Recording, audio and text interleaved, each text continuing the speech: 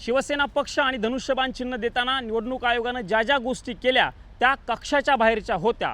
त्या गोष्टी करत असताना निवडणूक आयोगानं कुठल्याही गोष्टी बघितल्या नाहीत, संघटनेतील कुठल्याही मुद्दे निवडणूक आयोगाकडून विचारात घेतले नाहीत असं म्हणत ठाकरेंच्या पक्षाचे वकील कपिल सिब्बल यांनी आजही जवळपास 1.5 तास ठाकरेंच्या बाजूनं सुप्रीम कोर्टामध्ये युक्तिवाद केलेला आहे। हे म्हणत असताना संघटनेतील गोष्टी, निवडणूक आयोगावरती प्रश्नचिन्ह पुन्हा एकदा कपिल सिब्बल यांच्याकडनं उपस्थित केलं गेल्याचं आपल्याला बघायला मिळालेलं आहे। निवडणूक आयोगानं निकाल अगोदरच लिहून ठेवला आणि मग निवडणूक आयोग तर्कापर्यंत पोहोचलं असं म्हणत कपिल सिब्बल यांनी आयोगावरती गंभीर प्रश्न उपस्थित केल्याचं आपल्याला बघायला मिळालेलं आहे। हे करत असताना कपिल सिब्बल यांनी मुलाची आणि वडिलांची केस ज्यावेळी मी लढत होतो त्यावेळी वडील जरी माझे मित्र असले तरी ती केस मुलाच्या बाजूने कशी जिंकून दिली होती याचाही दाखला या सुनावणीवेळी कपिल सिब्बल यांच्याकडनं दिला गेल्याचं बघायला मिळालं। आजच्या 1.5 तासाच्या सुनावणीमध्ये नेमकं काय काय घडलं आणि हा मुलगा आणि वडिलांचा किस्सा नेमका काय आहे तोच या व्हिडिओच्या माध्यमातून आपण समजून घेणार आहोत। नमस्कार, माझं नाव आहे प्रमोद जगताप आणि तुम्ही TV9 मराठीचं डिजिटल प्लॅटफॉर्म बघत आहात। ज्या पद्धतीनं मागच्या 4 दिवसांपासून म्हणजे मागच्या आठवड्यातील 2 आणि या आठवड्यातील कालचा 1 दिवस अशा 3 युक्तिवाद सलग 3 युक्तिवाद केल्याच्या नंतर आज 4थ्याही दिवशी ठाकरेंच्या पक्षाचे वकील कपिल सिब्बल यांच्याकडनं निवडणूक आयोगाच्या समोर युक्तिवाद केला गेला।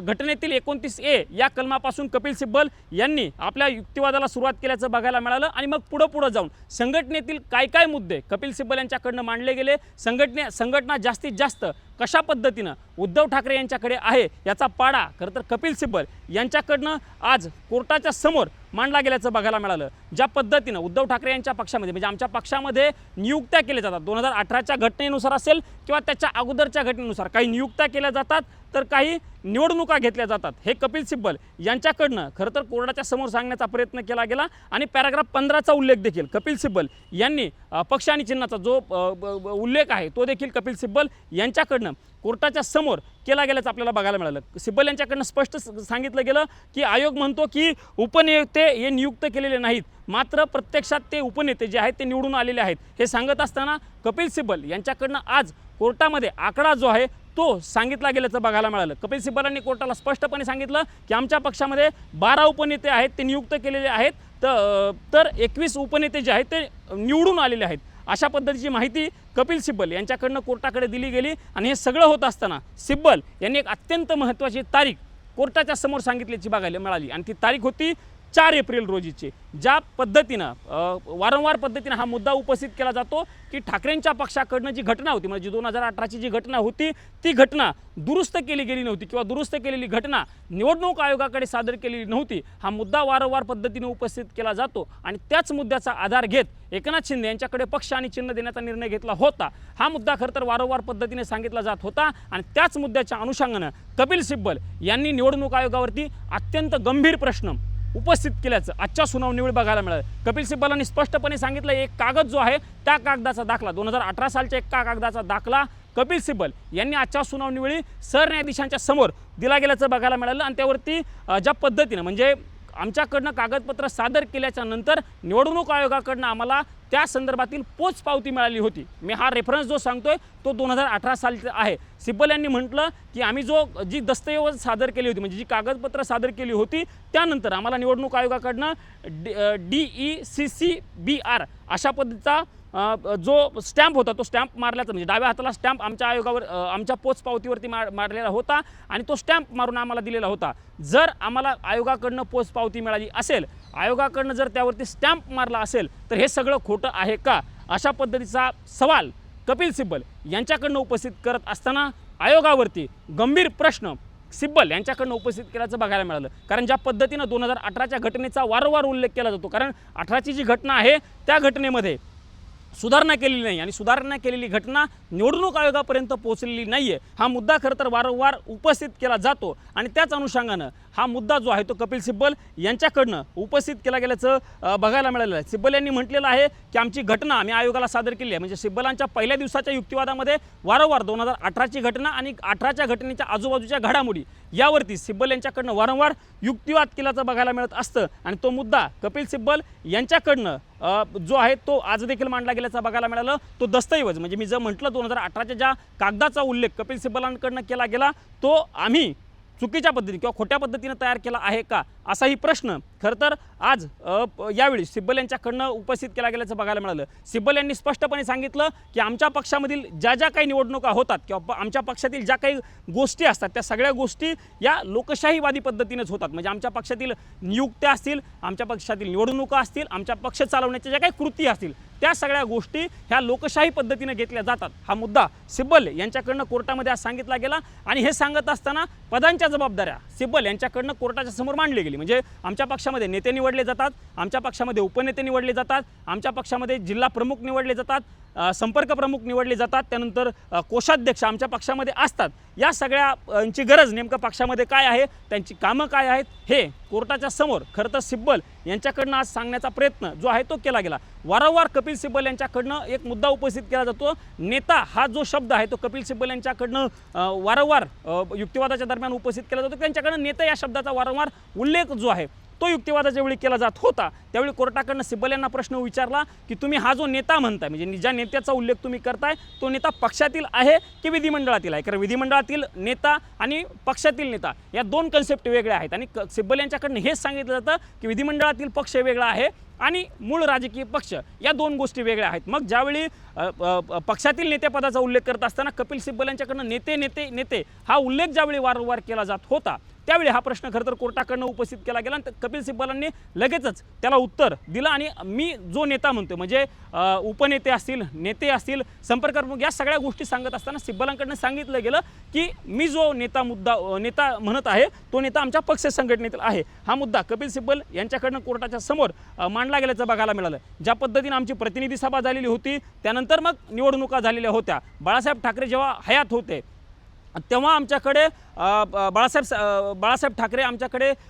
बाळासाहेब ठाकरे असताना आमच्याकडे पद होतं. पण त्यानंतर बाळासाहेब ठाकरेंचं ज्यावेळी निधन झालं त्यानंतर पक्षप्रमुख उद्धव ठाकरे यांच्यासाठी पद जे आहे ते निर्माण केलं गेलं आणि त्या पदाची निवड वारंवार पद्धतीने केली गेली. उद्धव ठाकरे त्या पदावरती निवडून आले हे देखील सिब्बल यांच्याकडनं कोर्टासमोर सांगितलं गेलं. आणि त्यांची उद्धव ठाकरेंची निवडणूक होती तीही लोकशाही पद्धतीने होती. ते सांगत असताना सिब्बलांनी काही दाखले आजच्या युक्तिवादावेळी देखील दिल्याचं आपल्याला बघायला मिळालं आहे. बाळासाहेबांच्या निधनानंतर आमच्याकडे जे शिवसेना प्रमुख म्हणजे बाळासाहेबांसाठी जे पद होतं शिवसेना प्रमुख ते पद बाळासाहेबांच्या निधनानंतर आम्ही बंद केलेलं होतं किंवा ते थांबवलेलं होतं, फ्रीज झालेलं होतं असं कपिल सिब्बलांकडनं सांगितलं गेलं. मग पक्षप्रमुख पद आलं आणि ते सध्या उद्धव ठाकरे यांच्याकडे आहे. हा मुद्दा खरं तर सिब्बल यांच्याकडनं आज युक्तिवादावेळी मांडला गेल्याचं बघायला मिळालं. सरन्यायाधीशांकडनं असेल किंवा न्यायमूर्ती बागचींकडनं असेल अनेक प्रश्नांची सरबत्ती यावेळी युक्तिवादावेळी खरं तर पूर्ण युक्तिवादाच्या वेळी सिब्बल यांच्या समोर केल्याचं बघायला मिळालं. कपिल सिब्बलांनीही त्याला लगेचच तशी उत्तर देण्याचा प्रयत्न जो आहे तो पूर्ण युक्तिवादाच्या वेळी करण्याचा प्रयत्न केला गेला. म्हणजे कुठल्या पदाची निवड ही किती वर्षांसाठी असते, कुठल्या पदाचा कालावधी किती वर्षासाठी असतो, या सगळ्या गोष्टी ज्या आहेत त्या सिब्बल यांच्याकडनं सांगितल्या जात होत्या आणि स्ट्रक्चर सिब्बल यांच्याकडनं सांगितलं जात होतं.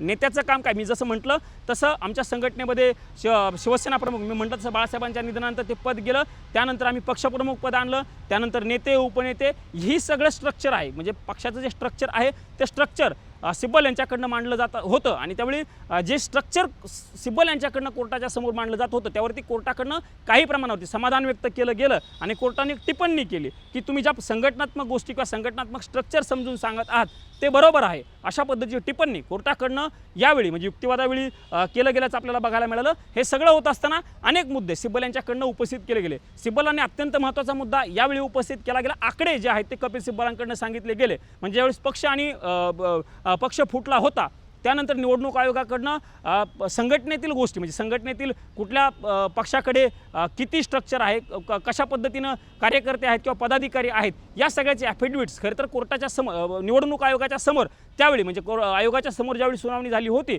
त्यावेळी हे सगळे ॲफिडेविट्स आणि त्याचे आकडे मांडले गेलेले होते. हा आकडा कपिल सिब्बल यांच्याकडनं आज कोर्टाच्या समोर मांडला गेला. 18 लाखापेक्षा जास्त ॲफिडेविट्स आमच्याकडनं सादर केली गेली तर समोरच्या पक्षाकडनं फक्त 4 लाखाच्या आसपास ॲफिडेविट्स सादर केली गेली होती. हा मुद्दा सिब्बल यांच्याकडनं कोर्टाच्या समोर मांडला गेल्याचं आपल्याला बघायला मिळालं. आणि मग ॲफिडेविट्स कशा पद्धतीने किंवा ॲफिडेविट्सचं करायचं काय होतं हाही मुद्दा म्हणजे जर इतक्या आम्ही ॲफिडेविट्स सादर केली असतील तरी फक्त आमदारांच्या संख्येवरती एकनाथ शिंदे यांच्याकडे तुम्ही पक्ष दिला. हा मुद्दा सिब्बल यांच्याकडनं आज उपस्थित केला गेला किंवा सुनावणीच्या वेळी मांडला गेल्याचं आपल्याला बघायला मिळालेलं आहे. सिब्बलांचा आजचा युक्तिवाद पूर्ण निवडणूक आयोगाच्या घटनेच्या अनुषंगानं किंवा पक्षातील स्ट्रक्चर पक्ष कशा पद्धतीनं काम करतोय याच सगळ्या मुद्द्यांच्या अवतीभोवती आजचा युक्तिवाद कपिल सिब्बलांचा असल्याचं आपल्याला बघायला मिळालेलं आहे। हे सगळं होत असताना समाजवादी पक्ष म्हणजे मुलायम सिंग यांचा पक्ष ज्यावेळेस मुलायम सिंग यांचा पक्ष फुटला होता, अखिलेश यादव आणि मुलायम सिंग यादव यांच्यामध्ये ज्यावेळेस डिस्प्यूट झाला होता आणि त्यानंतर ती केस सुप्रीम कोर्टामध्ये आलेली होती, त्याही केसचा उल्लेख खरं तर यावेळी झाल्याचं आपल्याला बघायला मिळालं आणि कपिल सिब्बलांच्याकडनं सांगितलं गेलं मुलायम सिंग यादव हे माझे चांगले मित्र आहेत।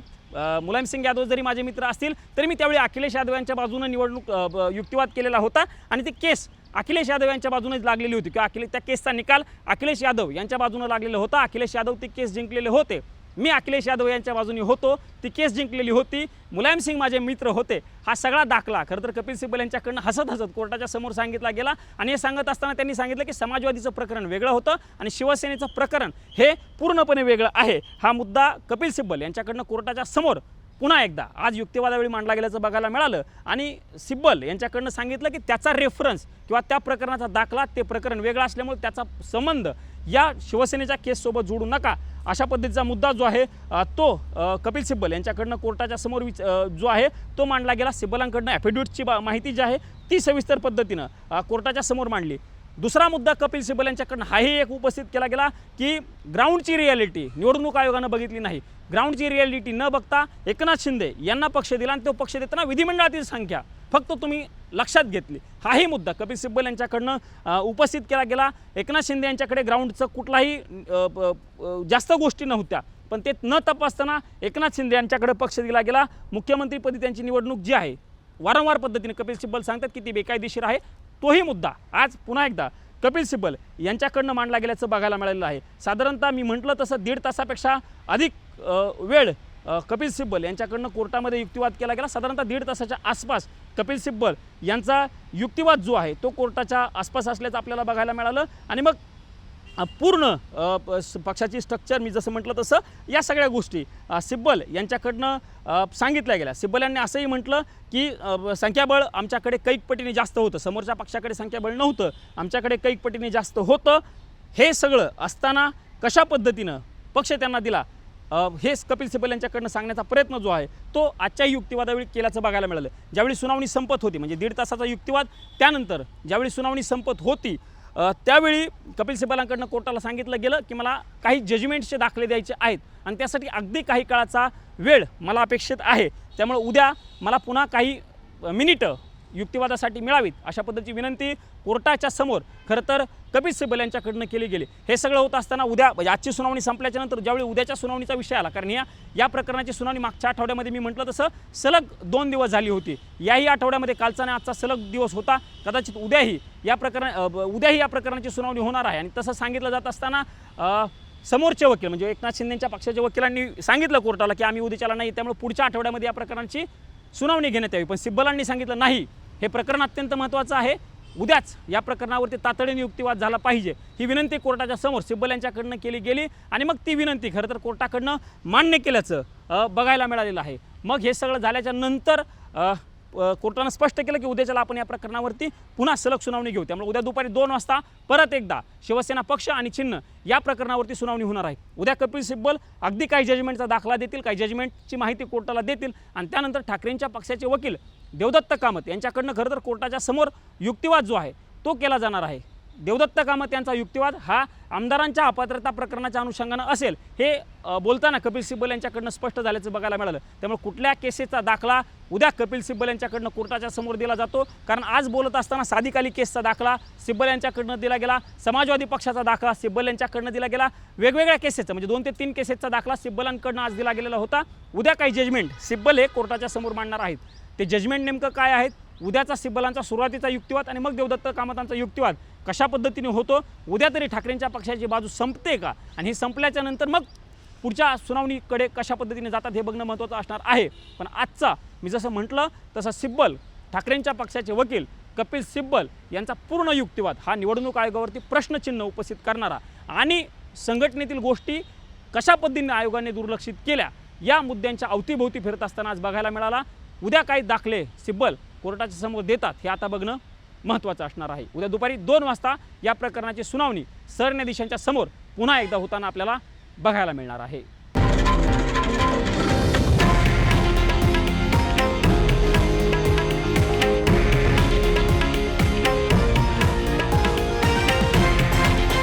हे आहे देशातील नंबर 1 न्यूज नेटवर्क आणि आपण पाहत आहात TV9 मराठी, एकमेव.